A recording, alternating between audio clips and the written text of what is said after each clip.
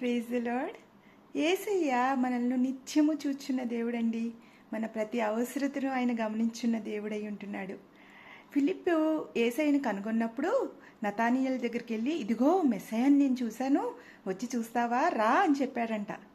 అంటే నతానియేలు బయలుదేరి వెళ్ళినప్పుడు యేసు ప్రభు నతానియేలు రావటం చూసి, ఇదిగో యూదుడు, ఈయన యందు ఏ కపటము లేదు అని చెప్పాడంట.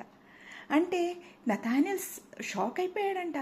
ఏంటి, ఈయనకి నేను ఎవరో తెలియదు, ఎవరైనా చెప్పారా ఈయనకి నా గురించి, ఎలా ఈయనకు తెలుసు అనుకున్నాడంట. అనుకొని నీవు నన్ను ఎలా ఎరుగుదువు అని అడిగాడంట.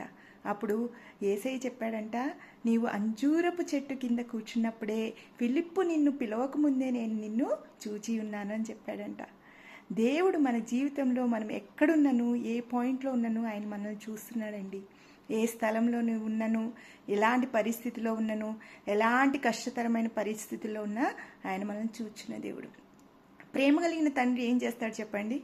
తన కుమారుడు కానీ కుమార్తె కానీ కష్టంలో ఉంటే చూసి ఊరుకుంటాడా? ఆయన మనల్ని రక్షిస్తాడు.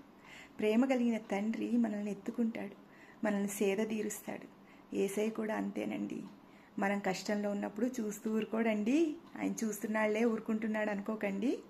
దేవుడు మిమ్మల్ని ప్రేమిస్తున్నాడు. యేసయ్య మిమ్మల్ని ప్రేమిస్తున్నాడు కనుక మిమ్మల్ని సేద తీరుస్తాడు. మీ యొక్క థర్స్ట్ని, మీ దాహమును తృప్తిపరుస్తాడు.